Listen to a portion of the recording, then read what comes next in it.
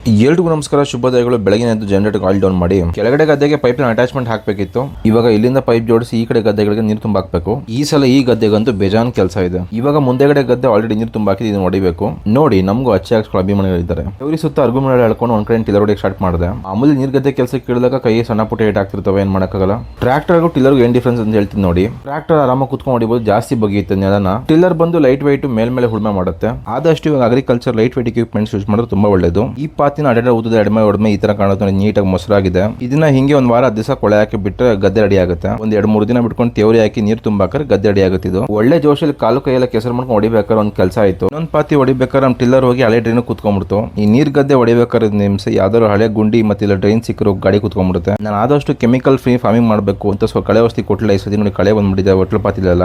ಈ ಗುಂಡಿಗಳು ಕಾಣೋದು ನಿಮ್ಗೆ ನವಿಲ್ ಕೆರೆದಿರೋದು. ಮುಂಚೆನೆ ಎಷ್ಟು ನಿಂತ್ಕೊಂಡು ಕಾಯ್ದ್ರು ಗ್ಯಾಪ್ ಅಲ್ಲಿ ಬಂದು ಕೆರೆದೋಗಿದೆ. ಯಾವ ಮಾರಿಸ್ತವೆ ಅಂತಂದ್ರೆ 6 ಗಂಟೆಗೆ ಎದ್ದು ಬಂದು ಅದಕ್ಕಿಂತ ಮುಂಚೆ ಬಂದು ಕೆರಿತಿರ್ತವೆ. ಇದನ್ನ ನೋಡಿ ಗಳ ನಟ್ಟಿ ಚೀಲ ಕಟ್ಟಿ ಪಕ್ಷಿ ಓಡಿಸಕ್ಕೆ ನೆಟ್ಟಿರೋ ಮೊಳಕೆ ಬಂದ್ಬಿಟ್ಟಿದೆ. ಇದನ್ನ ಇವಾಗ ಹಿಂಗೆ ಬಿಟ್ರೆ ಇಲ್ಲೇ ಬೇರೆ ಕೊಟ್ಟು ಮರ ಆಗ್ಬಿಡುತ್ತೆ. ಟಿಲ್ಲರ್ ಹೋಗಿ ತಗಲಾಕೊಳ್ಳಿಲ್ಲ ಅಂತಂದ್ರೆ ಈ ಪಾತಿ ಎಲ್ಲ ಒಡೆದಾಗ್ಬಿಟ್ರದು. ಇವತ್ತು ನೋಡಿ ಕೆಜುಲ್ಗೆ ಎಷ್ಟು ಗಳಗಳು ಕೊಟ್ಟು ಎತ್ತಕ್ಕೆ ಹೋದ್ರು ಊದ್ಕೊಂಡು ಕೆಳಗೆ ಹೋಗ್ತಾನೆ ಇದೆ. ಇದನ್ನ ಟ್ರಾಕ್ಟರ್ ಎತ್ತಿಸ್ಬೇಕೀಗ. ಈ ಕಡೆ ಗದ್ದೆ ತೋರಿಸ್ತೀನಿ ಬನ್ನಿ. ಇವಾಗ ಇನ್ನು ಕೆಲಸನ ಕೈ ಹಾಕಿಲ್ಲ. ತೆವರಿ ಕಡೆ ತೆವರ ಹಾಕಿ ನೀರು ತುಂಬಿ ಹೊಡಿಬೇಕು. ಇದೆಲ್ಲ ಭಾರಿ ಕೆಲಸ ಇದೆ. ಗದ್ದೆಗಳನ್ನ ರೆಡಿ ಮಾಡೋದೇ ಹೆವಿ ಟಾಸ್ಕ್. ಈಗ ಬ್ರಷ್ ಕಟ್ರ್ ಸರಿಯಾಗಿ ಸ್ಟಾರ್ಟ್ ಆಗ್ತಿಲ್ಲ, ಅದನ್ನ ಸರ್ವಿಸ್ ಮಾಡಿಸ್ಕೊಳಕ್ ಬಂದಿದೆ. ಹಾಗೆ ಪೈಪ್ ಅಟ್ಯಾಚ್ಮೆಂಟ್ಸ್ ತಗೊಂಡು ಇವತ್ತಿನ ಕತೆ ಇಷ್ಟೇ.